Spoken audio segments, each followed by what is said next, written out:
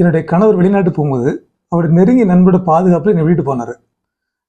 அப்புறம் அவருடைய நண்பரோட பாதுகாப்பில் நான் இருந்தேன். அவர் என்னுடைய வீட்டையும் என்னையும் அவருடைய கட்டுப்பாட்டுக்கு கொஞ்சமாக கொண்டு வர ஆரம்பிச்சிட்டாரு.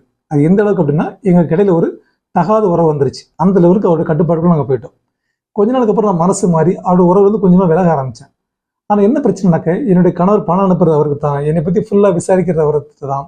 நான் அவர் வீட்டுக்கு நான் போகலைனாலோ, அவர் என் வீட்டுக்கு வரலனாலோ என்னுடைய கணவர் கேட்க ஆரம்பிச்சிட்டார், எதனால வரல, எதனால அப்படிங்கும்போது இப்போ என்ன சொல்லி நான் அவர்கிட்ட இருந்து நான் தவிர்க்கிறதுன்னு எனக்கு தெரியல. இக்கட்டான சூழ்நிலை நான் மாறிட்டு இருக்கிறேன்.